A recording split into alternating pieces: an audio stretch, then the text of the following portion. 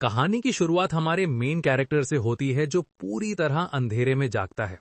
वो बहुत ज्यादा कंफ्यूज होता है और उसे समझ नहीं आता कि वो कहाँ है। चारों तरफ सिर्फ डार्कनेस होती है। वो कुछ भी देख नहीं पाता और उसका दिमाग पूरी तरह ब्लैंक हो जाता है। वो सोचने लगता है कि आखिर उसके साथ ये सब क्यों हो रहा है। कुछ समय बाद वो नोटिस करता है कि उसके सामने बहुत हल्की सी लाइट दिखने लगती है। ये लाइट धीरे धीरे ब्राइट होने लगती है। जैसे जैसे रोशनी बढ़ती है उसे एहसास होता है कि ये लाइट किसी एग शेल के अंदर से आ रही है। शेल का एक छोटा सा हिस्सा टूटा हुआ होता है। उसी टूटे हुए हिस्से से वो बाहर की दुनिया को देख पा रहा होता है। वो बाहर झांककर देखता है और समझ जाता है कि वो किसी फॉरेस्ट में है। चारों तरफ बड़े बड़े पेड़ हैं और चारों ओर सन्नाटा है। ये देखकर उसकी कंफ्यूजन और ज्यादा बढ़ जाती है। उसे ये भी महसूस होता है कि वो अपने बॉडी को बिल्कुल भी मूव नहीं कर पा रहा। वो पूरी तरह स्टक होता है।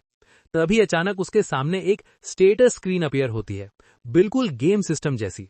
जब वो उसे पढ़ता है तो वो शॉक में चला जाता है, क्योंकि उसमें साफ साफ लिखा होता है कि वो एक ड्रैगन एग है। ये देखकर उसका दिमाग पूरी तरह घूम जाता है। उसे लगता है कि ये कोई मजाक नहीं हो सकता। इसके बाद उसका स्टैट विंडो पूरी तरह ओपन हो जाता है। तभी एक डिवाइन वॉइस सुनाई देती है।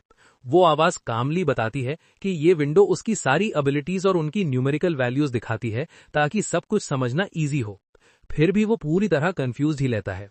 वो डिवाइन वॉइस से बात करने की कोशिश करता है। गुस्से में वो पूछता है कि आखिर उसके साथ ये सब क्या हो रहा है। लेकिन डिवाइन वॉइस आराम से जवाब देती है कि अभी वो लेवल 1 पर है, इसलिए अभी उसे पूरी एक्सप्लेनेशन नहीं दी जा सकती। ये सुनकर उसका फ्रस्ट्रेशन और ज्यादा बढ़ जाता है। गुस्से में वो अपने बॉडी को थोड़ा सा शेक करता है, लेकिन इसी वजह से वो जिस पेड़ पर था वहां से नीचे गिर जाता है। वो जमीन पर गिरते ही रोल करने लगता है। वो अनकंट्रोलेबली डाउनहिल रोल करता रहता है। काफी देर तक वो खुद को रोक नहीं पाता। आखिरकार वो एक रिवर के पास जाकर रुकता है। वहीं रुककर वो थोड़ी देर काम होने की कोशिश करता है। रिवर के पानी में उसे अपनी रिफ्लेक्शन दिखाई देती है। जब वो ध्यान से देखता है तो उसे बहुत बड़ा शॉक लगता है, क्योंकि रिफ्लेक्शन में वो सच में एक ड्रैगन एग ही दिख रहा होता है। ये देखकर उसे आखिरकार यकीन हो जाता है कि ये सब रियल है। उसकी हालत देखकर डिवाइन वॉइस थोड़ा सॉफ्ट हो जाती है। वो उसे फाइनली प्रॉपर एक्सप्लेनेशन देती है। वो बताती है कि वो सच में एक ड्रैगन एग है। इस वर्ल्ड में ड्रैगन एग को F रैंक मॉन्स्टर माना जाता है। उसे बताया जाता है कि अगर उसकी शेल पूरी तरह टूट गई तो वो इंस्टेंटली मर जाएगा। मतलब जो छोटा सा होल उसने बनाया था वो भी एक बड़ा रिस्क था। डिवाइन वॉइस आगे बताती है कि ड्रैगन एग्स फूड चेन में सबसे नीचे होते हैं, लेकिन साथ ही ये भी बताया जाता है कि अगर वो जिंदा रहा तो फ्यूचर में वो एक पावरफुल ड्रैगन बन सकता है। प्रॉब्लम ये है कि ड्रैगन एग्स कई मॉन्स्टर्स के लिए फेवरेट फूड होते हैं, और क्योंकि ड्रैगन एग के पास लेग्स नहीं होते वो चल नहीं सकता, सिर्फ रोल करके ही मूव कर सकता है। इतना सब जानने के बाद भी वो पूरी तरह सिचुएशन को एक्सेप्ट नहीं कर पाता।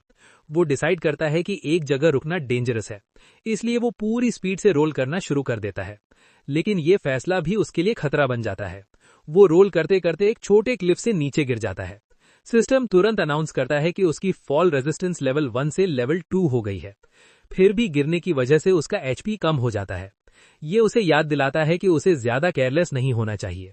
थका हुआ और इंजर्ड महसूस करके वो सोने का फैसला करता है। जब वो वेकअप होता है तो उसका HP पूरी तरह रिस्टोर हो चुका होता है। इससे उसे कंफर्म हो जाता है कि स्लीपिंग से हेल्थ पूरी रिफिल हो जाती है। ये बात उसे थोड़ी राहत देती है। इसके बाद वो फिर से रोल करना शुरू करता है।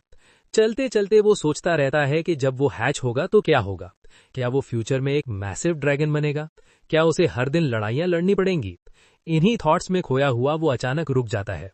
उसे अपने सामने एक जायंट इंसेक्ट दिखाई देता है। डेंजर सेंस होते ही वो तुरंत ट्री के पीछे हाइड हो जाता है और बिना देर किए अप्रेजल स्किल यूज करता है। रिजल्ट में दिखता है कि उस मॉन्स्टर का नाम एग ईटर है। नाम से ही साफ होता है कि वो एक ड्रैगन एग को खाने वाला मॉन्स्टर है। जैसे ही इंसेक्ट उसे नोटिस करता है वो बिना रुके उस पर अटैक कर देता है। वो पूरी स्पीड से रोल करके भागने लगता है, लेकिन उसे खुद पता होता है कि वो ज्यादा देर तक नहीं बच पाएगा। भागते भागते वो एक क्लिफ के एज पर पहुंच जाता है। जैसे ही इंसेक्ट उसे निगलने के लिए जंप करता है वो आखिरी पल में डॉज करता है। अपनी पूरी ताकत लगाकर वो मॉन्स्टर को टक्कर मारता है और उसे क्लिफ से नीचे धक्का दे देता है। मॉन्स्टर नीचे गिरते ही मर जाता है। ये उसकी जिंदगी की पहली जीत होती है। सिस्टम अनाउंस करता है कि उसे 12 एक्सपीरियंस पॉइंट्स मिले हैं और वो लेवल 5 पर पहुंच गया है। लेवल अप होते ही उसके सारे स्टैट्स मैक्स हो जाते हैं। साथ ही उसे एवोल्यूशन का ऑप्शन मिलता है। वो बेबी ड्रैगन या लिटिल ड्रैगन में से एक चूज कर सकता है। उसे दोनों में डिफरेंस नहीं पता होता, तो सिस्टम उसे एक्सप्लेन करता है लिटिल ड्रैगन एक ड्वार्फ टाइप ड्रैगन होता है जो बाकी ड्रैगन से साइज में छोटा होता है, लेकिन फुली ग्रोन होने पर वो बेर से भी बड़ा होता है और उसकी फायर ब्रेथ बहुत पावरफुल मानी जाती है। बेबी ड्रैगन के बारे में सिस्टम समझाता है कि ये लड़ाई के लिए ज्यादा सूटेड नहीं होता। इसके क्लॉज और फैंग्स छोटे होते हैं, इसलिए डायरेक्ट बैटल में ये कमजोर माना जाता है, लेकिन इसके अंदर बहुत ज्यादा पोटेंशियल होता है। ये फ्यूचर में कई अलग अलग ड्रैगन स्पीशीज में इवॉल्व कर सकता है। नेचुरली बेबी ड्रैगन को मॉन्स्टर्स और एडवेंचरर्स दोनों के बीच बहुत कीमती डेलिकेसी माना जाता है। इसका मतलब ये होता है कि जहां भी बेबी ड्रैगन दिखाई देता है वहां उसे तुरंत हंट किया जाता है। ये सुनकर हमारे बॉय को सिचुएशन की सीरियसनेस समझ में आने लगती है। शुरुआत में वो लिटिल ड्रैगन को चूज करता है क्योंकि सर्वाइवल के हिसाब से ये ज्यादा सेफ ऑप्शन लगता है, लेकिन चॉइस करने के तुरंत बाद डिवाइन वॉइस उसके पास आती है। वो उसे अपने आर्म्स में लेती है और कहती है कि खुद को लिमिट मत करना। डिवाइन वॉइस बताती है कि उसे उससे बहुत हाई एक्सपेक्टेशंस हैं और वो चाहता है कि हमारा बॉय हमेशा टॉप एम करे। ये सुनकर वो और ज्यादा कंफ्यूज्ड हो जाता है। वो सोचने लगता है कि शायद डिवाइन वॉइस ने ऐसा इसलिए कहा क्योंकि उसने लिटिल ड्रैगन को सिर्फ सेफ ऑप्शन समझकर चूज किया था और उसने रिस्क लेने से डरकर बेबी ड्रैगन को इग्नोर कर दिया। वो सिस्टम की बात याद करता है। सिस्टम ने बताया था कि बेबी ड्रैगन में इमेंस पोटेंशियल होता है और वो फ्यूचर में कई फॉर्म्स में इवॉल्व कर सकता है। इससे उसके दिमाग में एक डाउट पैदा होता है कि शायद लिटिल ड्रैगन एक लिमिट तक इवॉल्व करने के बाद आगे नहीं बढ़ सकता, या हो सकता है कि एक पॉइंट के बाद वो इवॉल्व ही ना कर पाए। ये सोचकर वो खुद से सवाल करता है कि क्या वो बाद में रिग्रेट करेगा, क्या वो फ्यूचर में ये सोचेगा कि डर की वजह से उसने खुद को रोक लिया। वैसे ही वो महसूस करता है कि वो रिग्रेट नहीं करना चाहता। आखिरकार वो डिसाइड करता है कि वो बेबी ड्रैगन को ही चूज करेगा। भले ही ये रास्ता रिस्की हो, लेकिन वो फ्यूचर में पीछे मुड़कर ये नहीं सोचना चाहता कि उसने गलत चॉइस की। सिस्टम उसकी डिसीजन एक्सेप्ट करता है और तुरंत उसकी विश ग्रांट कर दी जाती है। अगले ही मोमेंट उसका बॉडी चेंज होने लगता है। वो धीरे धीरे इवॉल्व होकर एक येलो बेबी ड्रैगन बन जाता है, बिल्कुल वैसे ही जैसा उसने चूज किया था। एवोल्यूशन के साथ उसे बहुत सारी नई स्किल्स मिलती हैं। उसके सारे पुराने स्टैट्स भी पहले से काफी ज्यादा बूस्ट हो जाते हैं, लेकिन एक प्रॉब्लम अभी भी रहती है। इवॉल्व होने के बाद भी उसका एचपी और एमपी रीफिल नहीं होता। इसका मतलब ये होता है कि वो अभी भी एग्जॉस्टेड है और उसे आगे बढ़ने से पहले प्रॉपर रेस्ट की जरूरत है। जैसे ही वो ये रियलाइज करता है, उसका स्टमक जोर से ग्राउल करता है। ये साफ सिग्नल होता है कि उसे जल्दी कुछ खाना चाहिए। वो पास में पड़े उस वर्म को देखता है जिसे उसने पहले डिफीट किया था। सरप्राइजिंगली अब उसे वो वर्म डिलिशियस लगने लगता है। वो समझ जाता है कि स्ट्रांग बनने के लिए प्रोटीन जरूरी है और इसी थॉट के साथ उसके ड्रैगन इंस्टिंक्ट्स पूरी तरह एक्टिवेट हो जाते हैं। बिना ज्यादा सोचे वो वर्म को डिवावर कर लेता है। खाने के बाद वो वहीं लेट जाता है और कुछ ही देर में गहरी नींद में चला जाता है। अगली सुबह जब वो वेकअप होता है तो वो खुद को एनर्जाइज्ड और रिफ्रेश्ड महसूस करता है। एक प्रॉपर रेस्ट ने उसकी सारी थकान दूर कर दी होती है। वो रिवर की तरफ जाता है और अपने रिफ्लेक्शन को देखता है। यहीं पर वो पूरी तरह एक्सेप्ट करता है कि वो इस वर्ल्ड में रीइंकारनेट हो चुका है। लेकिन उसे एक चीज बहुत स्ट्रेंज लगती है। उसे अपनी पास्ट लाइफ की कोई भी मेमोरी याद नहीं आती। न ये पता कि वो पहले कौन था, न ये कि उसने कैसी लाइफ जी थी। यहाँ तक कि वो बॉय था या गर्ल, ये तक उसे याद नहीं रहता। इन्हीं बातों में खोया हुआ वो अचानक पीछे मुड़ता है और देखता है कि उसके पीछे कई डार्क वर्म्स खड़े हैं। इस बार वो भागता नहीं है, बल्कि सीधे उन पर चार्ज करता है। अपने नए स्किल्स का यूज करके वो पहली वेव को बहुत कम टाइम में खत्म कर देता है। जैसे जैसे वो और वर्म्स को डिफीट करता है, वैसे वैसे उसे नई स्किल्स अनलॉक होती जाती हैं, जिससे लड़ाई और भी इजी और फास्ट हो जाती है। सारे वर्म्स को खत्म करने के बाद उसे फिर से भूख लगने लगती है, लेकिन वो डार्क वर्म्स खाना नहीं चाहता क्योंकि पिछली बार उनका टेस्ट बहुत खराब था। वो आसपास मशरूम्स देखता है और सोचता है कि इन्हें ट्राई किया जाए, लेकिन ये डिसीजन बहुत गलत साबित होता है। थोड़ी ही देर में उसे रियलाइज हो जाता है कि मशरूम्स पॉइजनस हैं। उसके बाद जो भी कॉन्सिक्वेंसेस होते हैं वो उसे एक स्ट्रॉन्ग लेसन सिखा देते हैं। वो डिसाइड करता है कि अब वो कभी रैंडम मशरूम्स नहीं खाएगा। इसके बाद वो फॉरेस्ट के अंदर और डीप चला जाता है क्योंकि वो सिर्फ डार्क वर्म्स पर सरवाइव नहीं करना चाहता। काफी देर एक्सप्लोर करने के बाद उसे एक ग्रे वुल्फ दिखाई देता है। वुल्फ उससे बड़ा होता है, लेकिन फिर भी वो डरता नहीं है। वो बेबी ब्रेथ और ड्रैगन पंच का यूज करके वुल्फ को डिफीट कर देता है। फायर वुल्फ की स्किन को थोड़ा बर्न कर देती है। जब वो स्मेल करता है तो उसे बारबेक्यू जैसी खुशबू आती है। क्यूरियोसिटी में वो वुल्फ को और ग्रिल करता है। जब वो फाइनली बाइट लेता है तो उसे लगता है कि टेस्ट अमेजिंग है। इसके बाद वो एक और ग्रे वुल्फ से मिलता है और उसे ऑलमोस्ट इंस्टेंटली डिफीट कर देता है। इससे उसका लेवल सीधे लेवल 20 तक पहुंच जाता है, जबकि मैक्स लेवल 25 होता है। अब वो समझ जाता है कि उसे सिर्फ 5 और लेवल्स चाहिए ताकि वो फिर से इवॉल्व कर सके। वुल्फ को मारने के बाद वो उसे पहले की तरह ग्रिल करता है और धीरे धीरे रियलाइज करता है कि ड्रैगन की तरह जीना अब नॉर्मल लगने लगा है। हंट करना, फाइट करना और खाना, ये सब उसकी डेली लाइफ का हिस्सा बनता जा रहा है। लेकिन स्ट्रांग होने के बावजूद उसे लोनलीनेस फील होने लगती है। डिवाइन वॉइस के अलावा उसके पास बात करने वाला कोई नहीं होता। ये सिचुएशन उसे बोरिंग लगने लगती है और वो विश करता है कि काश उसका भी कोई बेस्ट फ्रेंड होता। उसकी ये विश बहुत जल्दी पूरी होती है क्योंकि थोड़ी ही देर में उसे दूर कहीं से आवाजें सुनाई देती हैं। लेकिन प्रॉब्लम ये होती है कि वो उस लैंग्वेज को समझ नहीं पाता। उन्हें ये समझ नहीं आ रहा होता कि वो क्या बोल रहे हैं, लेकिन फिर भी उन आवाजों को सुनकर उसे बहुत राहत महसूस होती है, क्योंकि उसे साफ समझ आ जाता है कि ये आवाजें इंसानों की हैं।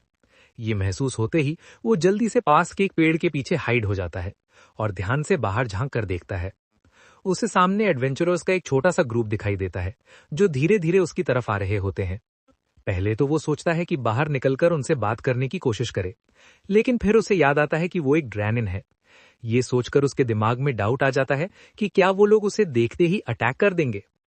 फिर वो खुद को समझाता है कि वो अभी छोटा है, हार्मलेस दिखता है और थोड़ा क्यूट भी लगता है। वो ये भी सोचता है कि शायद वो लोग उसे पेट की तरह रख लें। वो पेड़ के पीछे से बाहर निकलता है और उनके सामने खड़ा हो जाता है। वो पूरी कोशिश करता है कि क्यूट और नॉन थ्रेटनिंग लगे, लेकिन उसका प्लान पूरी तरह फेल हो जाता है।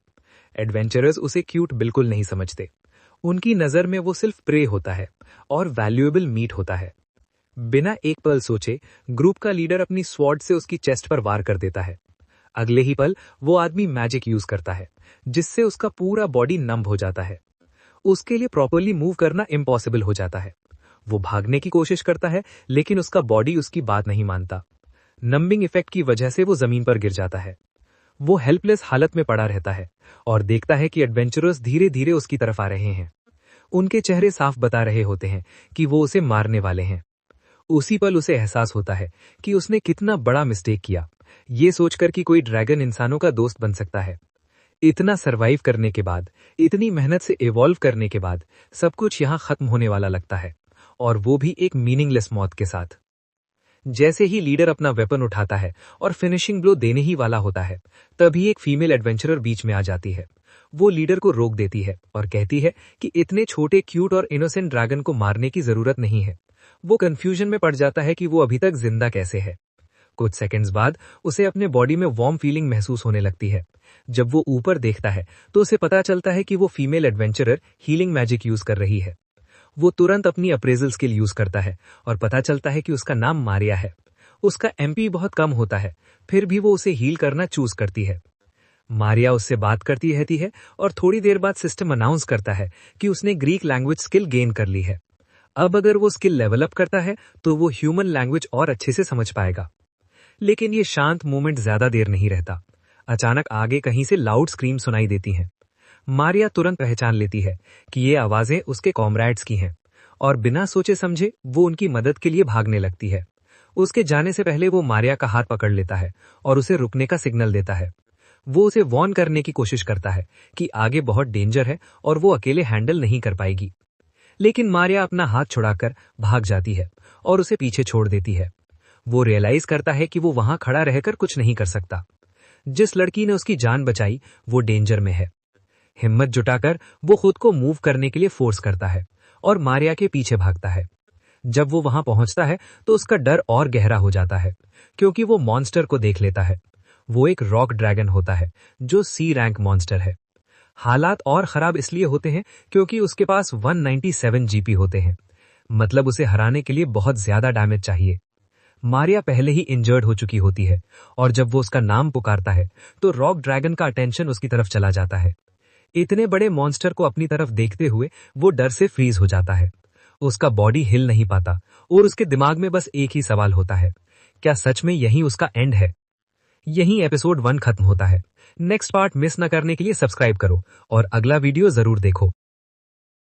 जब वो आखिरकार उस जगह पर पहुंचता है तो उसे साफ दिखता है कि सामने एक रॉक ड्रैगन है जो रैंक सी का मॉन्स्टर है। उस रॉक ड्रैगन के पास 197 हिट पॉइंट्स हैं, जबकि प्रोटैगनिस्ट के पास सिर्फ 38 हिट पॉइंट्स बचे हैं कुल 72 में से। लेकिन फिर भी वो डर को खुद पर हावी नहीं होने देता। वो जल्दी से आसपास देखता है और उसे मिरिया जमीन पर पड़ी हुई दिखती है रॉक ड्रैगन के पास। उसका दिल तेज धड़कने लगता है। तभी ड्रैगन उसे देख लेता है और सीधा उसकी तरफ देखने लगता है।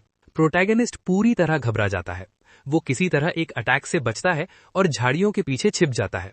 उसे पता होता है कि अगर ड्रैगन अभी उसके पास आया तो वो बच नहीं पाएगा। वो देखता है कि मिया अभी जिंदा है, लेकिन ड्रैगन उसे भी देख चुका है और उसकी तरफ बढ़ रहा है। उसी समय डिवाइन वॉइस बोलती है और उसे भागने के लिए कहती है, क्योंकि अगर वो रुका तो मर जाएगा।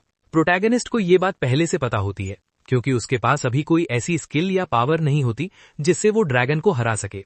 वो मानता है कि डिवाइन वॉइस सही कह रही है, लेकिन फिर उसे याद आता है कि कैसे मिया ने बिना डरे उसकी जान बचाई थी। वो फैसला करता है कि वो पीछे नहीं हटेगा, इसलिए वो तुरंत रॉक ड्रैगन की तरफ दौड़ता है, इससे पहले कि ड्रैगन मिया तक पहुंचे। वो रोलिंग स्किल का इस्तेमाल करता है और ड्रैगन के एक अटैक से बच जाता है। उसी समय डिवाइन वॉइस उसे बताती है कि उसे किंग ऑफ इवेजन का टाइटल मिल गया है। प्रोटैगनिस्ट अब लड़ाई पर ध्यान देता है और देखता है कि जो बूढ़ा आदमी मिरिया के साथ था वो मर चुका है। वहीं दूसरा आदमी अभी जिंदा है, लेकिन बेहोश है। उसके शरीर से खून बह रहा है और उसके पास सिर्फ 5 हिट पॉइंट्स बचे हैं। रॉक ड्रैगन फिर से हमला करता है। प्रोटैगनिस्ट समझ जाता है कि अब कुछ करना जरूरी है। वो रोलिंग स्किल का इस्तेमाल करके ड्रैगन का ध्यान अपनी तरफ खींचने की कोशिश करता है। उसका प्लान होता है कि ड्रैगन को दूर ले जाकर बाद में वापस आकर मदद करे, लेकिन ये आसान नहीं होता। रॉक ड्रैगन एक लॉन्ग रेंज स्किल ट्रैगर इस्तेमाल करता है, जिससे बचना नामुमकिन होता है। इस अटैक से प्रोटैगनिस्ट बुरी तरह घायल हो जाता है। अब उसके पास ज्यादा रास्ते नहीं बचते, फिर भी वो सोचता है। तभी रॉक ड्रैगन बाइट से हमला करता है और उसी समय प्रोटैगनिस्ट फायर पंच से वार करता है, जिससे ड्रैगन को थोड़ा नुकसान होता है। लेकिन रॉक ड्रैगन अपनी खोई हुई एचपी तुरंत वापस पा लेता है। प्रोटैगनिस्ट समझ जाता है कि ज्यादा देर नहीं कर सकता, इसलिए वो तुरंत मिरिया को उठाता है और वहां से भागने लगता है। वो जानता है कि दूसरा आदमी भी वहीं है, लेकिन उसकी हालत ऐसी नहीं होती कि वो दोनों को बचा सके, इसलिए वो कम से कम लड़की को बचाने का फैसला करता है। रॉक ड्रैगन फिर से हमला करने की कोशिश करता है, लेकिन उसका भारी शरीर उसे धीरे चलने पर मजबूर करता है, जिससे प्रोटैगनिस्ट को भागने का मौका मिल जाता है। काफी दूर पहुंचने के बाद वो मिया को नीचे रखकर उसकी हालत देखता है। उसे पता चलता है कि ज्यादा खून बहने की वजह से उसकी एचपी कम हो रही है। वो हीलिंग मैजिक के बारे में सोचता है, लेकिन पहले उसे सेफ जगह पर ले जाना सही समझता है। प्रोटैगनिस्ट को याद आता है कि जब वो दोनों मिले थे तब मिया किस तरफ से आ रही थी। उसकी स्मेल सेंस उसे इंसानों की गंध पहचानने में मदद करती है। वो बिना रुके मिया को उठाकर उस गंध की दिशा में दौड़ने लगता है। तभी उसे एक और गंध महसूस होती है और वो समझ जाता है कि ग्रे वुल्व्स आ रहे हैं। वो पूरी ताकत से दौड़ता है, क्योंकि उसे नहीं पता कि कितने वुल्व्स हैं, लेकिन थोड़ी देर में वो चारों तरफ से घिर जाता है। अब कोई रास्ता नहीं बचता। वो मिया को नीचे रखता है और अकेले ही वुल्व्स से लड़ने लगता है। मिया बेहोश रहती है, लेकिन लड़ाई की आवाज सुनकर कुछ पल के लिए आंखें खोलती है और उसे वुल्व्स से लड़ते हुए देखती है। फिर वो दोबारा बेहोश हो जाती है। सारे ग्रे वुल्व्स को हराने के बाद प्रोटैगनिस्ट उसे अपनी पीठ पर उठा लेता है। वो उसे बचा तो लेता है, लेकिन अब वो पूरी तरह थक चुका होता है। उसका शरीर मुश्किल से चल पाता है। चलते चलते उसे एक ह्यूमन विलेज मिल जाता है। वो मदद के लिए आवाज लगाता है, लेकिन उसकी आवाज लोगों को किसी मॉन्स्टर की आवाज लगती है। लोग हथियार लेके उसकी तरफ आते हैं। वो मदद मांगता है, लेकिन उसके पैर में भाला मार दिया जाता है। लोग उसे सिर्फ मॉन्स्टर समझते हैं। प्रोटैगनिस्ट समझाने की कोशिश करता है कि वो सिर्फ लड़की को बचाना चाहता है, लेकिन उनकी आंखों में डर देखकर वो समझ जाता है कि कुछ नहीं बदलेगा। वो धीरे से मिया को जमीन पर लेटा देता है, ये देखकर कि वो सुरक्षित है, फिर वहां से चला जाता है। गांव वाले कहते हैं कि मॉन्स्टर फिर से आ सकता है, इसलिए वो सतर्क रहते हैं। वो मिया का इलाज करते हैं और दूर से प्रोटैगनिस्ट ये जानकर खुश होता है कि अब वो बच जाएगी। वो खुद बुरी तरह घायल होता है, लेकिन उसे समझ आता है कि ड्रैगन कहीं भी हो, ड्रैगन ही रहता है। जाते जाते डिवाइन वॉइस उसे बताती है कि उसे इटी बिटी हीरो लेवल 1 का टाइटल मिल गया है। 2 दिन बाद मिया एक लड़की मेरियल के घर में होश में आती है। मेरियल उसे बताती है कि उसने उसके घाव ठीक किए हैं। वो कहती है कि उसने बहुत समय बाद इतनी स्ट्रांग व्हाइट मैजिक इस्तेमाल की है। वो बताती है कि मिया 2 दिन तक बेहोश रही थी और अभी उसे आराम की जरूरत है। मिया ये सुनकर वापस लेट जाती है। थोड़ी देर बाद मेरियल कहती है कि उसने डा को कितनी बार मना किया था, लेकिन वो कभी नहीं मानता था। मिया उससे पूछती है कि डा और ग्रैंट्स कहाँ है। मेरियल कुछ देर चुप रहती है और फिर बताती है कि ग्रैंट्स मर चुका है। उसका शरीर जंगल में मिला था। वो पत्थर से कुचला हुआ था। मेरियल कहती है कि किसी को भी रॉक ड्रैगन से लड़ना नहीं चाहिए। वो ये भी बताती है कि डा का शरीर नहीं मिला है और शायद उसे ड्रैगन ने खा लिया होगा। ये सुनकर मिया रोने लगती है और खुद को दोष देने लगती है। वो कहती है कि अगर उसने डा को रोका होता तो ये सब नहीं होता। मैरियल उसे समझाती है और कहती है कि कम से कम उसका जिंदा बचना ही बहुत बड़ी बात है। मिया कहती है कि डा बुरा इंसान नहीं था, वो हमेशा गांव की रक्षा करता था। बच्चे उसे पसंद करते थे क्योंकि वो मजबूत था। लेकिन एक दिन किसी गांव वाले ने उसे चुनौती दे दी कि वो रॉक ड्रैगन को नहीं हरा सकता। डा को ये बात बुरी लगी और मिया ने ये सब अपनी आंखों से देखा था। जब एक और गांव वाले ने डैग को ताना मारते हुए कहा कि वही इंसान था जो डरकर घर भाग गया था। डैन ने उन्हें याद दिलाने की कोशिश की कि वो बात कई साल पुरानी थी और उस समय वो कमजोर था। उसने कहा कि अगर अब कोशिश करे तो वो आराम से रॉक ड्रैगन को हरा सकता है। गांव वालों ने उसे ऐसा कुछ भी करने से मना किया और उसे याद दिलाया कि इस बार उसे खींचकर बचाने वाला कोई नहीं होगा। लेकिन इन सब बातों के बाद भी डैग का फैसला पक्का हो चुका था। वो बार बार यही कहता रहा कि वो जल्द ही एक रॉक ड्रैगन को हरा कर दिखाएगा। कुछ समय बाद उसने ग्रैंट्स के साथ टीम बनाने का फैसला किया और मिया के पास आकर कहा कि मैरियल ने उन्हें रॉक ड्रैगन का शिकार करने की इजाजत दे दी है।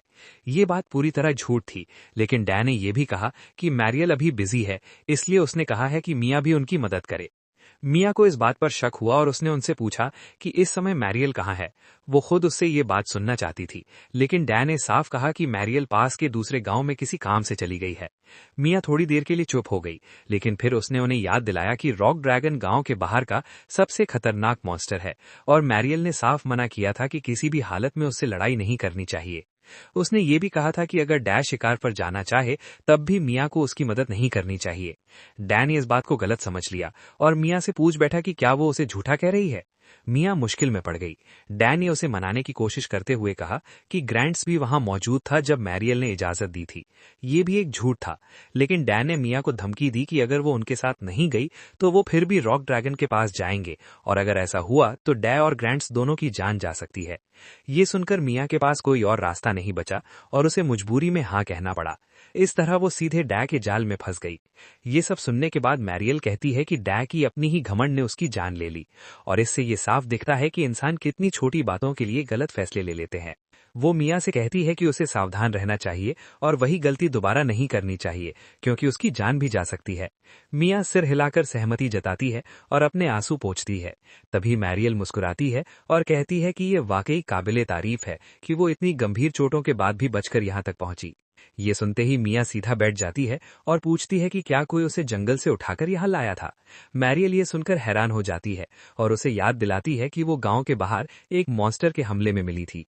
मिया समझाने की कोशिश करती है कि जंगल में उस पर रॉक ड्रैगन ने हमला किया था और वहीं वो बेहोश हो गई थी, इसलिए उसके लिए खुद यहाँ आना नामुमकिन है।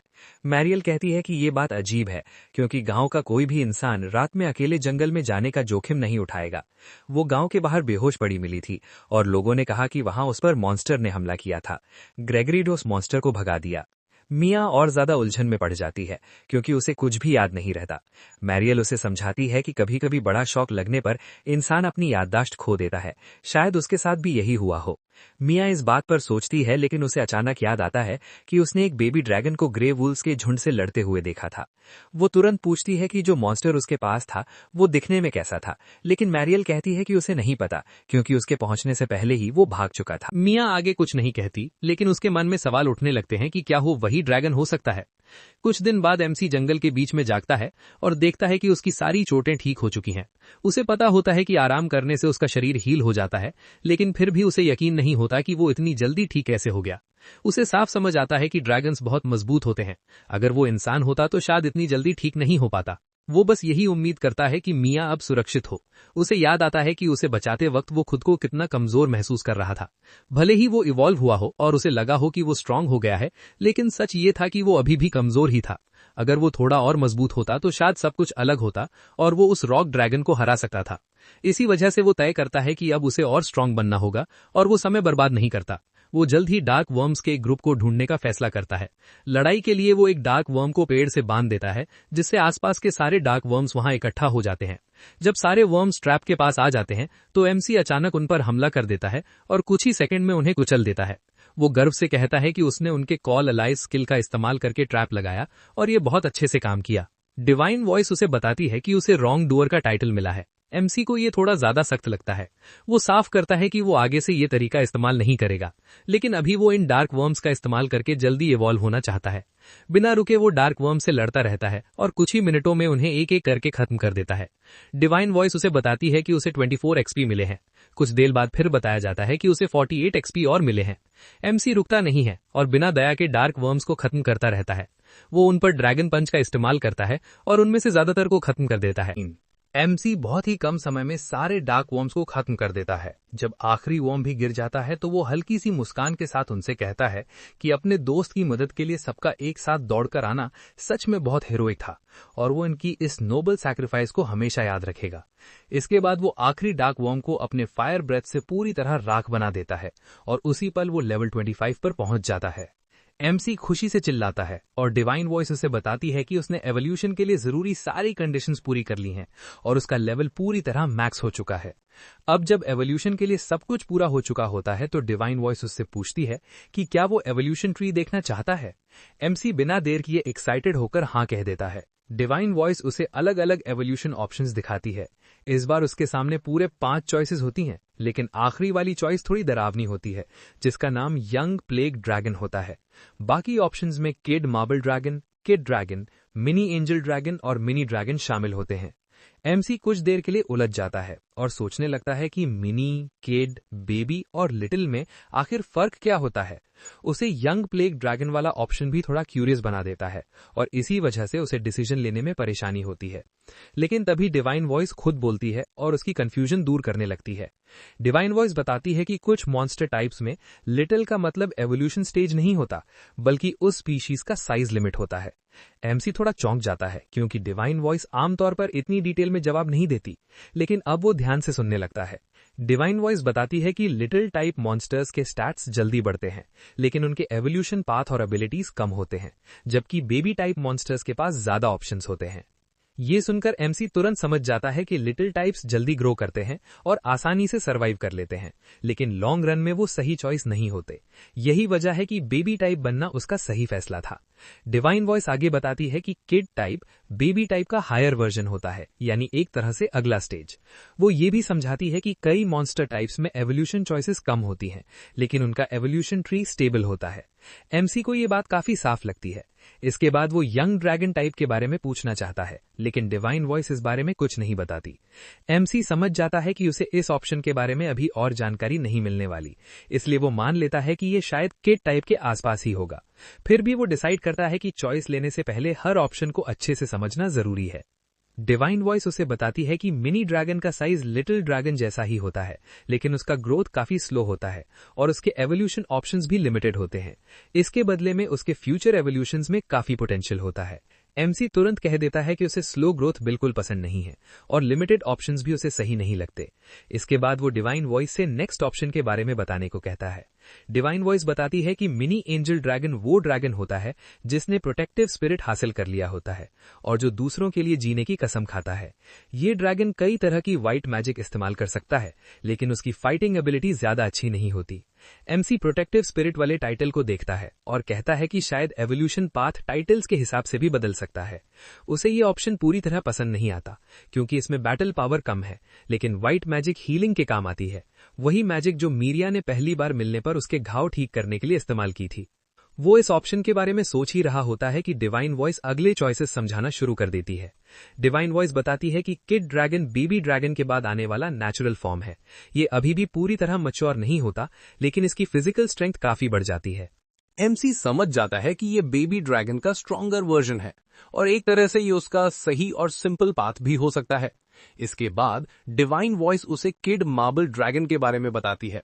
वो बताती है कि ये एक म्यूटेटेड ड्रैगन होता है जिसकी स्किन पर अलग अलग डॉट्स होते हैं और इसकी मैजिक नॉर्मल ड्रैगन से ज्यादा स्ट्रॉन्ग होती है।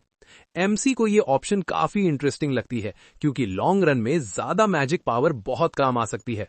म्यूटेशन शब्द भी उसे खास लगता है, जैसे कोई लिमिटेड टाइम स्पेशल चीज हो। लेकिन इससे पहले कि वो कुछ डिसाइड करे, divine voice young plague dragon के बारे में बताना शुरू कर देती है, जबकि एमसी इस ऑप्शन के बारे में सोचना भी नहीं चाहता था। डिवाइन वॉइस समझाती है कि यंग प्लेग ड्रैगन एक ईविल ड्रैगन का पहला स्टेज होता है जो डिजास्टर फैलाता है। हालांकि अभी वो पूरी तरह गलत रास्ते पर नहीं गया होता और वापस सही रास्ते पर आ सकता है। एमसी तुरंत इस आइडिया को रिजेक्ट कर देता है। वो बाकी एक्सप्लेनेशन सुनना भी नहीं चाहता। उसे ये नहीं पता कि डिजास्टर फैलाने का मतलब क्या होता है, लेकिन वो ये जानना भी नहीं चाहता। वो सोचता है कि अगर उसने ये ऑप्शन चुना तो वो और भी ज्यादा अकेला हो जाएगा। डिवाइन वॉइस फिर भी बोलती रहती है और बताती है कि यंग प्लेग ड्रैगन की इंटेलिजेंस बहुत ज्यादा होती है और वो ह्यूमन ट्रांसफॉर्मेशन स्किल इस्तेमाल कर सकता है, जिससे वो ह्यूमन विलेजेस में जा सकता है। हालांकि ज्यादातर इसका इस्तेमाल गलत कामों के लिए किया जाता है। एमसी अब भी सोचता है कि ये ऑप्शन बहुत खराब है, लेकिन जैसे ही वो ह्यूमन ट्रांसफॉर्मेशन वाली बात सुनता है, वो रुक जाता है। अगर वो ह्यूमन में बदल सकता है तो वो बिना अटैक हुए गांव जा सकेगा और वो अकेला भी नहीं रहेगा। लेकिन इसके साथ ही एक बड़ी प्रॉब्लम भी होती है, क्योंकि वो फिर भी एक ईविल ड्रैगन रहेगा प्लेग के साथ। और यहीं पर एपिसोड 2 खत्म हो जाता है। अगर आगे की स्टोरी मिस नहीं करना चाहते तो चैनल को सब्सक्राइब करना मत भूलना। शुरुआत में उसे ये आइडिया बहुत ही खराब लगता है। यंग प्लेग ड्रैगन बनना उसे बिल्कुल भी सही नहीं लगता। लेकिन जैसे ही वो ह्यूमन ट्रांसफॉर्मेशन वाले पार्ट के बारे में सोचता है, उसकी थिंकिंग धीरे धीरे बदलने लगती है। अगर वो ह्यूमन में ट्रांसफॉर्म हो पाया तो बिना अटैक हुए विलेज जा सकेगा, वो लोगों के बीच रह पाएगा और अकेला भी नहीं रहेगा। ये सोच उसके मन में थोड़ी होप ले आती है। लेकिन फिर एक बात उसे अंदर से डिस्टर्ब करने लगती है। चाहे वो ह्यूमन बन भी जाए, असल में वो तब भी प्लेग वाला ईविल ड्रैगन ही रहेगा। यही सोच उसे बेचैन कर देती है। उसके मन में प्रॉपर इंटरनल कॉन्फ्लिक्ट शुरू हो जाता है। हर तरह से सोचने पर यंग प्लेग ड्रैगन बनना उसे एक बहुत बैड आइडिया लगता है। लेकिन फिर उसे मीरिया की चिंता होने लगती है, इसलिए वो किसी भी हालत में ह्यूमन ट्रांसफॉर्मेशन स्किल चाहता है। काफी देर तक सोचने के बाद एमसी खुद से कहता है कि अगर वो बस ह्यूमन ट्रांसफॉर्मेशन सीख ले तो वो एक प्योर और ऑनेस्ट लाइफ जी सकता है, और अगर सिचुएशन बहुत ज्यादा खराब हो जाए तो वो वापस ड्रैगन बन भी सकता है। ये सोचकर वो फाइनली डिसीजन ले लेता है और यंग प्लेग ड्रैगन में इवॉल्व होने का फैसला करता है। उसी मोमेंट उसका बॉडी इंस्टेंटली ट्रांसफॉर्म होने लगता है। डिवाइन वॉइस उसे बताती है कि वो बेबी ड्रैगन से इवॉल्व होकर यंग प्लेग ड्रैगन बन चुका है। भले ही ये वही था जो वो चाहता था, लेकिन जैसे ही वो पानी में अपना रिफ्लेक्शन देखता है, उसे अपने डिसीजन पर डाउट होने लगता है। अब वो पहले वाला क्यूट ड्रैगन नहीं रहा, उसका पूरा लुक बदल चुका था। जितना ज्यादा वो खुद को देखता है, उतना ही ज्यादा वो खुद को ईविल महसूस करता है। डिवाइन वॉइस उसे बताती है कि उसकी व्यू स्टैट स्किल लेवल 2 से लेवल 3 हो गई है और अब वो अपनी स्किल्स की डिटेल्स खुद चेक कर सकता है। डिवाइन वॉइस स्किल भी लेवल 1 से लेवल 2 हो गई है और उसे फ्लाई और ड्रैगन स्केल पाउडर नाम की नई स्किल्स मिली हैं। ये सुनकर एमसी को थोड़ी राहत मिलती है, लेकिन डिवाइन वॉइस आगे बताती है कि उसकी निबल स्किल अब वेनम फैंग्स बन चुकी है। साथ ही उसे डार्क टाइप, डिजीज्ड ब्रेथ और पैरालाइजिंग वेनम क्लॉज भी मिल चुकी हैं। इन स्किल्स के नाम सुनते ही वो डर जाता है। वो डिवाइन वॉइस से कहता है कि उसे ऐसी डेंजरस स्किल्स नहीं चाहिए, लेकिन डिवाइन वॉइस रुकती नहीं। वो बताती है कि उसे कैलामिटी टाइटल भी मिल चुका है और उसका रॉन्ग डूअर टाइटल लेवल 1 से लेवल 2 हो गया है। ये सारी इन्फॉर्मेशन सुनकर एमसी को लगने लगता है कि शायद उसने बहुत ही गलत डिसीजन ले लिया है। सबसे बुरी बात यह होती है कि उसे कहीं भी ह्यूमन ट्रांसफॉर्मेशन स्किल के बारे में कुछ सुनने को नहीं मिलता। इसका मतलब ये हुआ कि वो बिना किसी फायदा के एक फ्लाइंग कैलामिटी बन गया है। वो खुद को समझाने की कोशिश करता है कि शायद लेवल अप करने के बाद ये स्किल मिल जाए। जब वो डिवाइन वॉइस से इस बारे में पूछता है तो जवाब मिलता है कि लेवल 3 पर इस तरह की एक्सप्लेनेशन पॉसिबल नहीं है। डिवाइन वॉइस के चुप होते ही एमसी पूरी तरह डिफीटेड फील करता है। उसे बुरा लग रहा होता है कि उसे ह्यूमन ट्रांसफॉर्मेशन की जगह ये सारी वियर्ड और स्कैरी स्किल्स मिल गई हैं। कम से कम अब वो खुद स्किल्स चेक कर सकता है, इसलिए वो सबसे पहले डिवाइन वॉइस स्किल के बारे में जानना चाहता है, क्योंकि उसे नहीं पता कि ये आवाज आखिर किसकी है।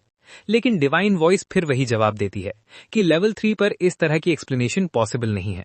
वो पहले से ही ऐसा फील कर रहा था, इसलिए उसे ज्यादा सरप्राइज नहीं होता। इसके बाद वो बाकी स्किल्स देखने का फैसला करता है। डिवाइन वॉइस उसे ड्रैगन स्केल पाउडर के बारे में बताती है कि जब ड्रैगन अपने विंग्स फ्लैप करता है तो एक डेबिलिटेटिंग मियाज्मा फैलता है जो आसपास की हर चीज को अफेक्ट करता है। मैक्स लेवल पर यह ड्रैगन सिर्फ उड़ते हुए पूरे नेशन को वाइप आउट कर सकता है। एमसी जैसे ही अपने विंग्स थोड़ा सा मूव करता है, पास में खड़ा एक फ्लावर मर जाता है। ये देखकर वो पैनिक कर जाता है। अब उसे बायोलॉजिकल वेपन बनने का आइडिया बिल्कुल पसंद नहीं आता। वो कहता है कि पहले वार्निंग मिलनी चाहिए थी, क्योंकि पाउडर तो बस विंग्स हिलाने से ही बाहर आ गया। अगर वो ह्यूमन होता तो वो ऐसे ड्रैगन के पास कभी नहीं जाता। डिवाइन वॉइस आगे एक्सप्लेन करती है कि डिजीज्ड ब्रेथ एक ब्रेथ अटैक है जो डिजीज से भरा हुआ मियाज्मा फैलाता है। ये सिर्फ सिवियर डीबफ्स ही नहीं देता, बल्कि बहुत ज्यादा कंटेजियस भी है और कभी एक पूरी सिविलाइजेशन को खत्म कर चुका है। ये सुनकर एमसी पूरी तरह फ्रीक आउट हो जाता है। अब वो सोचने लगता है कि क्या वो फिर से गुड गाय वाला पाथ चूज कर सकता है या नहीं। वो टाइटल्स चेक करने का फैसला करता है। डिवाइन वॉइस बताती है कि इटी बिटी हीरो टाइटल उन लोगों को मिलता है जिनके अंदर मॉडेस्ट करेज होती है और जिनकी काइंडनेस उन्हें फ्यूचर में हीरो बना सकती है। ये कुछ वेपन्स के डैमेज को बढ़ाता है और एवोल्यूशन पाथ पर भी बड़ा असर डालता है। एमसी को ये आइडिया बिल्कुल बुरा नहीं लगता, क्योंकि शायद वो इस टाइटल को लेवल अप करके ईविल ड्रैगन रूट से बच सकता है। इसके बाद divine voice wrong doer title के बारे में बताती है। ये टाइटल उन डायबॉलिक विलन्स को मिलता है जो माउंटेन्स ऑफ कॉर्प्सेस छोड़ते हैं और अपने विक्टिम्स गिनते हुए ईविल तरीके से हंसते हैं। ये डार्क टाइप अटैक्स का डैमेज बढ़ाता है, व्हाइट मैजिक सीखना मुश्किल बनाता है और ओवरऑल रिकवरी रेट को कम कर देता है। इसका ओवरऑल एवोल्यूशन पाथ पर भी बड़ा असर पड़ता है। ये सुनते ही एमसी बीच में ही रोक देता है। उसे लगता है कि ये अब तक की सबसे वर्स्ट चीज है। वो पूरी तरह रिग्रेट करने लगता है और डिवाइन वॉइस से कहता है कि उसे वापस भेज दो। वो फिर से इनोसेंट बेबी ड्रैगन बनना चाहता है। जब वो पैनिक और रिग्रेट में डूबा होता है, उसी टाइम विलेज में मारियला और मीरिया सारे वार्डिंग स्टोन्स चेक कर रही होती हैं। मैरियल समझाती है कि वार्डिंग स्टोन्स विलेज के चारों तरफ एक प्रोटेक्टिव बैरियर बनाते हैं ताकि मॉन्स्टर्स अंदर न आ सकें। असल में ये कोई स्ट्रॉन्ग वॉल नहीं होती, बल्कि एक चार्म होता है जो मॉन्स्टर्स को सबकॉन्शियसली ये फील कराता है कि उन्हें इस जगह को क्रॉस नहीं करना चाहिए। लेकिन जो मॉन्स्टर्स स्ट्रॉन्ग विल वाले होते हैं या जिनका कोई क्लियर गोल होता है, उन पर यह चार्म इनइफेक्टिव हो सकता है। मिया मान लेती है कि शायद इसमें वो मॉन्स्टर भी शामिल हो सकता है जो उस दिन विलेज के पास आया था। लेकिन मैरियल साफ कहती है कि वो श्योर नहीं है, क्योंकि उसने खुद उस मॉन्स्टर को नहीं देखा था। फिर भी मिया बार बार यही सोचती रहती है कि शायद वो मॉन्स्टर सच में हेल्प करने आया था, खासकर जब उसने उसे वुल्फ से लड़ते हुए देखा था। मैरियल बताती है कि अगर चार्म टूटने की वजह से वो मॉन्स्टर विलेज में एंटर हुआ था तो ये एक सीरियस प्रॉब्लम है और ये पॉसिबल है कि वो वापस भी आए। इसी वजह से वो अगले वार्डिंग स्टोन की तरफ बढ़ती है और चेक करती है कि सब कुछ ठीक है या नहीं। सब कुछ खत्म होने के बाद मिया उससे पूछती है कि क्या वो उसे मॉन्स्टर्स के बारे में और बता सकती है। मैरियल कहती है कि उस इंसिडेंट के बाद से वो मॉन्स्टर्स को लेकर थोड़ी ज्यादा ऑब्सेस्ड हो गई है। मिया मान लेती है कि वो उस फीलिंग को इग्नोर नहीं कर पा रही कि फॉरेस्ट में उसे एक छोटे ड्रैगन ने बचाया था। मैरियल वहीं उसे रोक देती है और पूछती है कि क्या वो किसी मॉन्स्टर के लिए फीलिंग्स डेवलप कर रही है। मिया जल्दी से डिनाई कर देती है, लेकिन फिर भी थोड़ा हेजिटेट करती है। उसकी कंफ्यूज्ड हालत देखकर मैरियल डिसाइड करती है कि मॉन्स्टर्स के बारे में जानना उसे नुकसान नहीं देगा। वो एक्सप्लेन करती है कि मॉन्स्टर्स अलग अलग फॉर्म्स में इवॉल्व कर सकते हैं और हर एवोल्यूशन के साथ वो और स्ट्रांग हो जाते हैं। वो दूसरे क्रीचर्स को हंट करके लेवल अप करते हैं। लेवल सिर्फ मॉन्स्टर्स के लिए ही नहीं, ह्यूमंस के लिए भी होते हैं। मीरिया कहती है कि ह्यूमंस एक्सपीरियंस कलेक्ट करके लेवल अप कर सकते हैं। मैरियल इसे कंफर्म करती है और बताती है कि मॉन्स्टर्स के अलग अलग टाइप्स का मैक्सिमम लेवल अलग अलग होता है। जब वो अपने मैक्सिमम लेवल पर पहुंच जाते हैं तो वो एक रैंक ऊपर वाले मॉन्स्टर में इवॉल्व हो जाते हैं और टाइम के साथ बार बार इवॉल्व होकर ज्यादा पावरफुल फॉर्म्स ले लेते हैं। मीरिया कहती है कि ये बिलीव करना मुश्किल है कि पास्ट के लोग मॉन्स्टर्स की नेचर समझ पाएं। मैरियल उससे पूछती है कि वो क्या बोल रही है, क्योंकि वो उसे ये हिस्ट्री सिर्फ 11 साल पहले ही एक्सप्लेन कर चुकी है। मिया को कुछ भी याद नहीं रहता, क्योंकि उस टाइम वो सिर्फ 5 साल की थी और उसी टाइम उसकी मैरियल से पहली मुलाकात हुई थी। मैरियल मान लेती है कि वो सही है और मिया हंसते हुए कहती है कि वो इतनी छोटी थी कि उसे मैरियल की तरफ ऊपर देखकर बात करनी पड़ती थी। ये सुनते ही मैरियल उसे घूरने लगती है और मिया तुरंत समझ जाती है कि उसने उसकी हाइट वाला टॉपिक छेड़कर नर्व टच कर दी है। भले ही वो बात शायद सही हो, मैरियल उसे डिनाई कर देती है और टॉपिक चेंज कर देती है। वो बताती है कि कुछ स्पेशल लोग समय समय पर पैदा होते हैं जो डिवाइन वॉइस सुन सकते हैं। ये डिवाइन वॉइस मॉन्स्टर्स के लेवल्स और बाकी चीजों की इन्फॉर्मेशन देती है, जैसे हीरोज या सेंट्स को। इसी वजह से लोगों को ये सब पता है। ये ट्रायल एंड एरर का रिजल्ट नहीं है। मॉन्स्टर्स सर्वाइव करने के लिए फाइट करते हैं, एक्सपीरियंस गेन करते हैं और इवॉल्व करने की कोशिश करते हैं। मतलब हर मॉन्स्टर पावर सीक करता है और ज्यादा फेरोशियस बनना चाहता है। भले ही वो ड्रैगन सच में मिया की लाइफ बचा चुका हो, अगली बार जब वो मिलेगा तो वो और ज्यादा डेंजरस फॉर्म में इवॉल्व हो चुका होगा और अपने फैंग्स और क्लॉज उसी पर इस्तेमाल करेगा। मीरिया तुरंत मैरियल को आगे बोलने से रोक देती है, लेकिन मैरियल उसे वार्न करती है कि उसे मॉन्स्टर्स से कोई ऑड एक्सपेक्टेशंस नहीं रखनी चाहिए। मीनवाइल एमसी डिसाइड करता है कि वो सुपर फास्ट लेवल अप करेगा और राइट ट्रैक पे वापस आएगा, क्योंकि वो हीरो बनेगा, डीमन किंग नहीं। सबसे पहले वो ह्यूमन ट्रांसफॉर्मेशन सीखना चाहता है और विलेज जाना चाहता है क्योंकि वो मीरिया को फिर से देखना चाहता है। बिना टाइम वेस्ट किए वो नियर बाय वीक मॉन्स्टर्स ढूंढने लगता है ताकि जल्दी एक्सपीरियंस मिल सके। लेकिन अचानक उसका चलना मुश्किल हो जाता है। तभी वो नोटिस करता है कि उसके बॉडी के चारों तरफ थ्रेड्स लिपटे हुए हैं जो उसे मूव करने से रोक रहे हैं। उसी मोमेंट उसके पीछे एक ह्यूज मॉन्स्टर अपीयर होता है, लेकिन वो वैसा स्पाइडर नहीं होता जैसा उसने एक्सपेक्ट किया था। एमसी जल्दी से उसके स्टैट्स चेक करता है और पता चलता है कि वो एक बहुत स्ट्रॉन्ग टेरन है। उसे लगता है कि वो अभी उसे बीट नहीं कर पाएगा। भागने की कोशिश करने से पहले ही स्पाइडर उस पर वेब्स शूट कर देता है। एमसी तुरंत बेबी ब्रेथ यूज करके थ्रेड्स जलाने के लिए करता है, लेकिन उसका खुद का बॉडी भी आग पकड़ लेता है। वो जमीन पर रोल करता है आग बुझाने के लिए। तभी डिवाइन वॉइस उसे बताती है कि उसने फायर रेजिस्टेंट स्किल गेन कर ली है। आग बुझाने के बाद वो खड़ा होता है और स्पाइडर के स्टैट्स फिर से चेक करता है। मॉन्स्टर के पास अभी भी 78 में से 62 हिट पॉइंट्स बचे होते हैं, यानी उसका अटैक उतना इफेक्टिव नहीं रहा। फिर वो डिसाइड करता है कि वो स्पाइडर पर क्लॉज यूज करेगा और पहली बार paralysing venom claw skill activate करता है। लगातार अटैक्स करने के बाद वो पीछे हटता है और स्टैट्स चेक करता है। अब स्पाइडर के पास 42 हिट पॉइंट्स बचे होते हैं। टैरन टो का स्टेटस दिखाता है कि वो बर्न्ड है, थोड़ा पैरालाइज्ड है और पूरी तरह से एनरेज्ड है, जो बिल्कुल भी अच्छा साइन नहीं है। एमसी को समझ नहीं आता कि उसके पास अभी भी आधा एचपी कैसे बचा है और उसे साफ फील होता है कि उसने उसे और ज्यादा गुस्सा दिला दिया है। ये डेफिनेटली अच्छा नहीं है, इसीलिए वो डिसाइड करता है उसे भागना ही पड़ेगा। स्पाइडर अभी पैरालाइज्ड है, इसलिए वो बिना एक पल वेस्ट किए अपनी रोलिंग स्किल यूज करता है और पूरी स्पीड में भागने लगता है। लेकिन उसकी बैड लक ये होती है कि पैरालिसिस बहुत जल्दी खत्म हो जाता है और एनरेज्ड स्पाइडर गुस्से में उसके पीछे दौड़ने लगता है। उसी मोमेंट उसे याद आता है कि उसके पास फ्लाई स्किल भी है। वो अपने छोटे विंग्स फैलाने की कोशिश करता है, लेकिन वो उसे ज्यादा दूर तक कैरी नहीं कर पाते। वो कंफ्यूज हो जाता है कि वो ठीक से उड़ क्यों नहीं पा रहा। आखिर वो खुद से अज्यूम करता है कि शायद उसका लेवल अभी बहुत लो है। सोचने का टाइम ही नहीं मिलता क्योंकि स्पाइडर ऑलमोस्ट उसे पकड़ने वाला होता है। मजबूरी में वो फिर से रोलिंग स्किल पर डिपेंड करता है और भागता रहता है। पूरे 10 मिनट तक लगातार रोल करने के बाद भी स्पाइडर उसका पीछा करता रहता है। उस मॉन्स्टर में थकने का कोई साइन नहीं दिखता। तभी डिवाइन वॉइस गूंजती है और उसे बताती है कि उसकी रोल स्किल लेवल 2 से लेवल 3 हो गई है। ये सुनकर उसके अंदर थोड़ी होप जागती है। अब वो बिलीव करने लगता है कि शायद वो बच सकता है क्योंकि उसकी स्पीड पहले से काफी बढ़ चुकी है। डिवाइन वॉइस ये भी बताती है कि उसे चिकन रनर टाइटल मिल गया है। एमसी तुरंत प्रोटेस्ट करता है और पूछता है कि क्या उसे कावर्ड कहा जा रहा है। वो साफ करता है कि अगर उसे जरा भी लगता कि वो स्पाइडर को हरा सकता है तो वो जरूर फाइट करता, लेकिन सिचुएशन ऐसी नहीं है।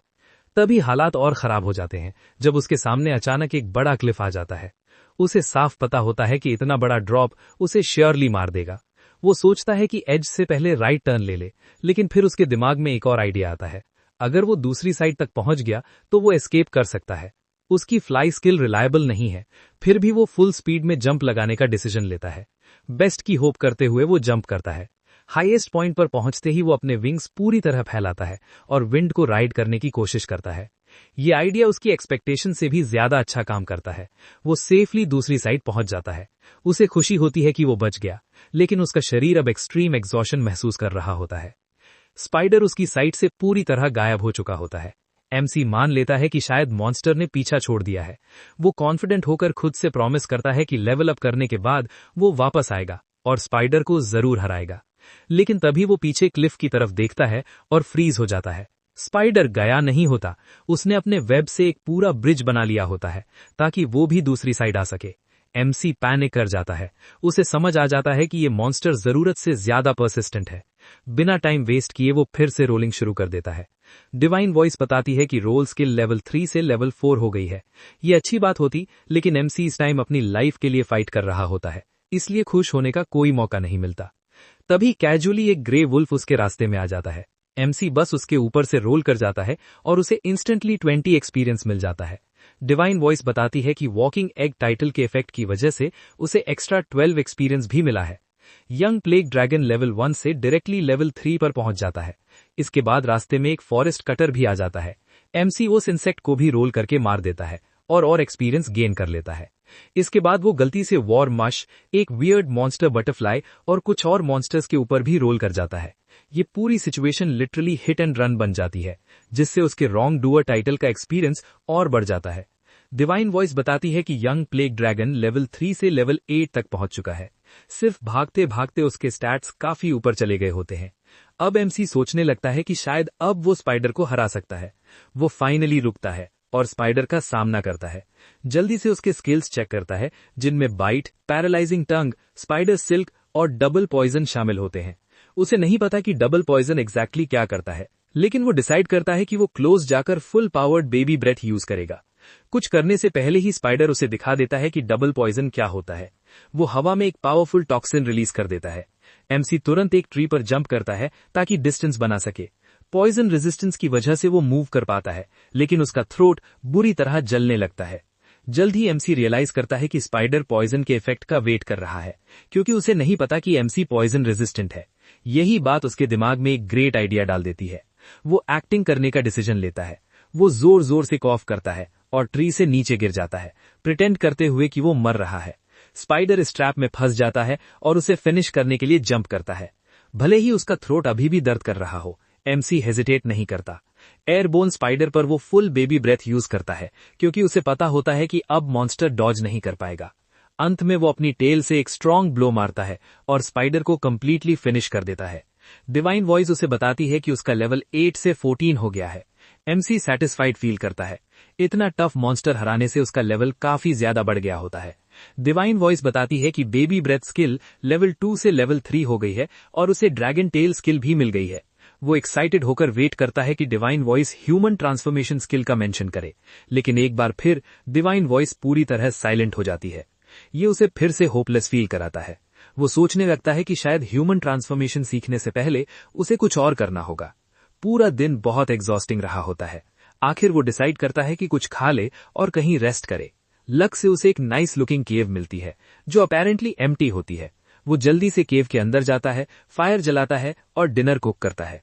वो खुश होता है कि कम से कम आज की रात वो सेफ है। वो रात के खाने के लिए ग्रिल्ड मीट बनाता है, लेकिन जैसे ही वो उसे खाने लगता है, उसे स्मेल थोड़ी गेमी सी लगती है, जो उसे बिल्कुल पसंद नहीं आती। तभी उसे याद आता है कि उसे पहले कुछ फ्रूट्स मिले थे, जिनकी स्मेल काफी अच्छी थी, ऑलमोस्ट पेपर जैसी। जब वो उन फलों का जूस मीट पर डालता है, तो मीट की सारी गेमीनेस पूरी तरह खत्म हो जाती है। उसकी जगह एक हल्की स्पाइसी अरोमा और फ्लेवर आ जाता है, जो इतना अच्छा होता है कि उसका और खाने का मन करने लगता है। इस वजह से वो अपना खाना अच्छे से एंजॉय कर पाता है। खाना खत्म करने के बाद वो डिसाइड करता है कि वो इसी केव को अपना बेस बनाएगा और आगे से वो रेड फ्रूट कलेक्ट करना शुरू करेगा। लेकिन जल्दी ही उसे समझ आता है कि वो फ्रूट थोड़ा ज्यादा वेट और स्टिकी है, इसलिए उसे सीजनिंग की तरह यूज करना मुश्किल होगा। वो सोचता है कि अगर वो उसे बाहर सुखा दे तो यूज करना आसान हो जाएगा और प्रिजर्वेशन में भी हेल्प मिलेगी। तभी डिवाइन वॉइस उसे इन्फॉर्म करती है कि उसे मिस्टर शेफ टाइटल मिल गया है। ये सुनकर एमसी को ऐसा फील होता है जैसे उसकी प्राइवेट लाइफ कहीं ब्रॉडकास्ट हो रही हो। वो अनॉयड होकर डिवाइन वॉइस से कहता है कि कमेंटेटर की तरह बिहेव करना बंद करे। खूब सारा खाना खाने के बाद एमसी सोचने लगता है कि क्या वो अपने होम कुकिंग के दम पर विलेजर्स में पॉपुलर हो सकता है, लेकिन अगले ही मोमेंट वो इस आइडिया को डिस्कार्ड कर देता है। वो जानता है कि चाहे वो कितना भी अच्छा फीस्ट बना ले, उसका ईविल ड्रैगन वाला लुक लोगों को डराने के लिए काफी है। वो सोचता है कि बेबी ड्रैगन के टाइम वो थोड़ा क्यूट था, लेकिन अब जो उसका इंटिमिडेटिंग अपीयरेंस है, उसमें शायद मिया भी उसे पहचान न पाए। एमसी खुद को ब्लेम करता है और कहता है कि ये सब ह्यूमन ट्रांसफॉर्मेशन स्किल के पीछे भागने का रिजल्ट है। अब वो पूरी तरह एनिमी ऑफ मैनकाइंड वाली स्टोरी लाइन में फंस चुका है। जब वो अपने डिसीजन को लेकर फिर से रिग्रेट कर रहा होता है, उसी टाइम मीरिया को पता चलता है कि गांव का एक विलेजर बर्ड्स पॉन्ड के पास डा को देखकर वापस आया था। लेकिन डा ने उसे नोटिस नहीं किया और वो फॉरेस्ट के अंदर और अंदर चला गया, फिर पूरी तरह गायब हो गया। ग्रेगरी मीरिया की चिंता नोटिस करता है और उसे याद दिलाता है कि डा और ग्रांट्स के साथ जो हुआ था उसमें उसकी कोई गलती नहीं है। मीरिया उसे अश्योर करती है कि वो ठीक है। इसके बाद वो तुरंत मेरियल को ये बात बताने के लिए भागती है और डा को सर्च करने की बात करती है। मेरियल तुरंत रिफ्यूज कर देती है। वो साफ कहती है कि वो किसी भी हालत में फॉरेस्ट में नहीं जा सकती और वो विलेज में किसी की भी लाइफ रिस्क नहीं कर सकते। मिया इंसिस्ट करने की कोशिश करती है, लेकिन मेरियल की हार्श बातें सुनकर वो चुप हो जाती है। उसका सैड फेस देखकर मेरियल उसे कंफर्ट करती है और कहती है कि वरी करने की जरूरत नहीं है, वो गिल्ड से इन्वेस्टिगेशन करवाएगी और सही टाइम पर एडवेंचरर्स हेल्प के लिए आ जाएंगे।